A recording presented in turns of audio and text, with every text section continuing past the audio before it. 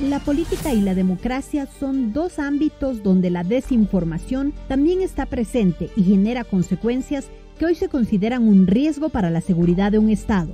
En diciembre de 2021, el gobierno español incluyó en la lista de amenazas, como el terrorismo, el crimen organizado, el cambio climático, a las campañas de desinformación y señaló que estas estrategias pretenden desestabilizar, debilitar las instituciones y alentar la polarización en ese país.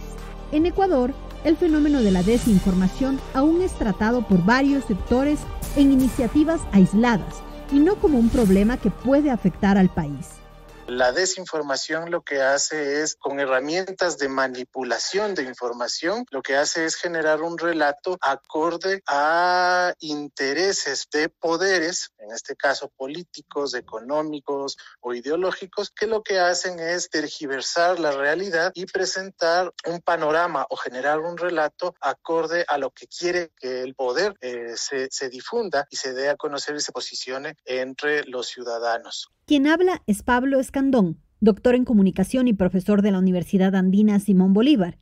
Él considera que actualmente la comunicación y los elementos de desinformación deberían ser tomados en cuenta en los temas de seguridad nacional, y nos explica por qué. Porque el momento en que me crean una cuenta paralela, una cuenta que no es, y empiezan a publicar como que fuera mi cuenta, y yo siendo un personaje público o un personaje político, empiezan a minar al capital político que se tiene con desacreditaciones o con acciones que no son de esa persona. Y hay gente que se lo cree y empieza a mover todo esto y genera una psicología masiva de paranoia o de susto o de exacerbación.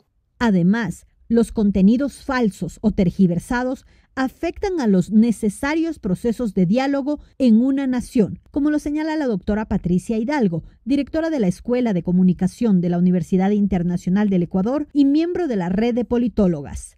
Una de las principales características intrínsecas de la democracia es el diálogo. Por consiguiente, la capacidad de alcanzar consensos. Algo que siempre se repite en discursos, pero que en la práctica no siempre es posible. Menos aún si se considera que hoy la viralización de las fake news tiene por objetivo imponer puntos de vista y promover la creación de burbujas mediáticas. Burbujas en donde se promueve una sola forma de pensar y se silencia y menosprecia a quienes, creemos, poseen una percepción equivocada de la realidad. Contexto que se asemeja más al totalitarismo que a una democracia plena. Para el secretario general de Comunicación de la Presidencia de la República, Eduardo Bonilla, la desinformación puede ser muy destructiva para la democracia de nuestro país. Esa desinformación muchas veces ataca y tergiversa el argumento del otro a un punto que resulta imposible encontrar un acuerdo, porque ves la postura del otro, falsamente, obviamente, como contraria e incompatible con la tuya. La desinformación no solo ataca al argumento, sino a la persona o al grupo con quien vas a encontrarte en el diálogo. Y con intereses imaginarios o personificaciones erróneas se termina convirtiendo a quien no piensa como uno en un enemigo. Y enfrentarnos en estas etiquetas hace imposible el ejercicio básico sobre el cual descansa la democracia, el diálogo. Por poner unos ejemplos, podemos mencionar que en Ecuador no han faltado los flujos de información falsa durante movilizaciones populares, investigaciones periodísticas sobre denuncias de corrupción y en procesos electorales. En estos últimos, la gran cantidad de noticias falsas han desvirtuado tanto las propuestas como la vida de los candidatos.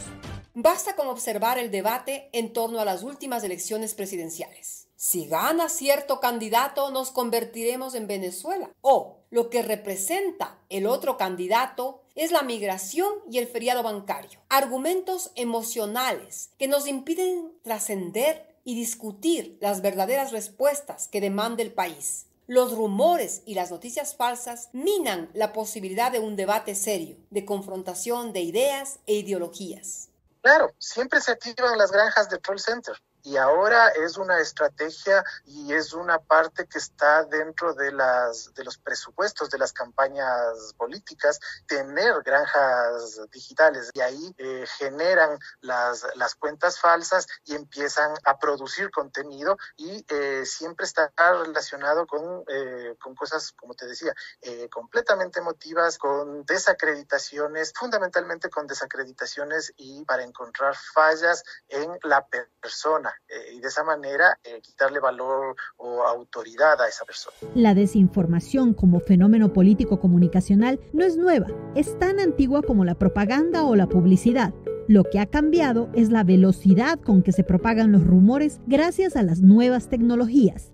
Toda información que empieza a circular fundamentalmente tiene una base de cercanía. Entonces es a alguien cercano mío le pasó y de esa manera encuentro esa cercanía y esa emotividad. Siempre se manejan temas emocionales para que pueda esto funcionar. Y claro, ahora con los medios digitales lo que buscan los poderes es que en cada núcleo o en cada nodo de comunicación se genere una persona que sea verosímil, es decir, que parezca completamente verdadera, que todo lo que está diciendo puede ser completamente creíble y que en el contexto funcione. Y de esa manera la sigo porque sé que esa persona me está diciendo algo real. Entonces lo que estamos haciendo o lo que se potencia con los medios digitales es a manera de una creación de sectas de verdad. Entonces siempre vamos a tener personas que van a darnos unos argumentos muy fuertes sobre, qué sé yo, el tema de las vacunas. No me vacuno porque me están inoculando tal cosa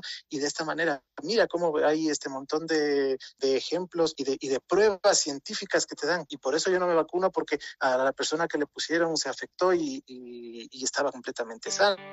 Justo sobre las vacunas contra el COVID-19, el gobierno nacional tuvo que reaccionar e implementar acciones para contrarrestar la desinformación que se generaba en redes sociales.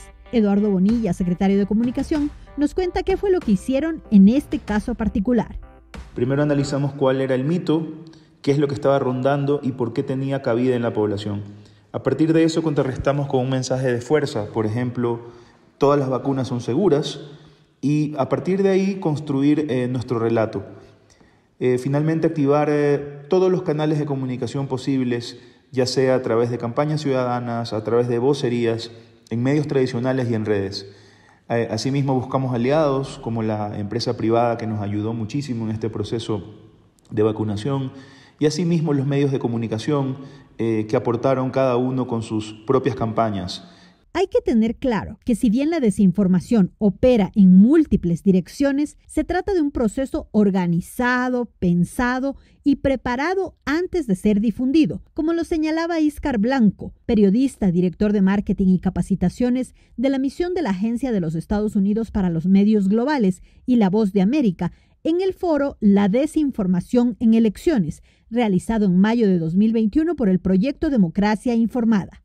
¿Qué se hace en una estrategia de desinformación? Se prepara con intención, se requiere de un aparataje humano y tecnológico. Nadie va a hacer una campaña de desinformación con el teléfono y una computadora. Esto necesita de comunicadores, sociólogos, psicólogos, hackers, creadores de contenido, equipos y redes en otros países. Yo no puedo coger y decir, si yo hablo mal de un candidato, se lo mando a mi abuela y mi abuela se lo va a mandar a todo el mundo. Así no funciona una estrategia de comunicación.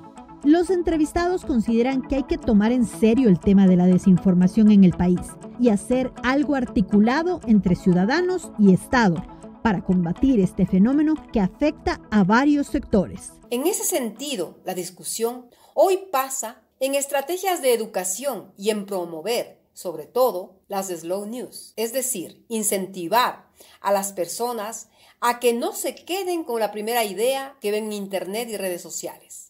Varias universidades en el mundo promueven esa metodología para que sus estudiantes, a partir de la pausa y el discernimiento, no caigan en rumores. Pero también es importante tener una unidad o una estrategia general de cómo funciona la desinformación, en qué medios está generándose la desinformación, cuáles serían las estrategias y la participación ciudadana que se puede generar para combatir la desinformación, y así incluso lo que funciona ahí también es una participación desde los actores de academia, de los propios medios, que incluso ya en los medios es necesario tener una unidad de desinformación, de encontrar vínculos de desinformación que van llegando, no solamente hacer fact-checking, sino también promover como forma militante la lucha contra la desinformación, así como lo hacía un defensor del lector o un ombudsman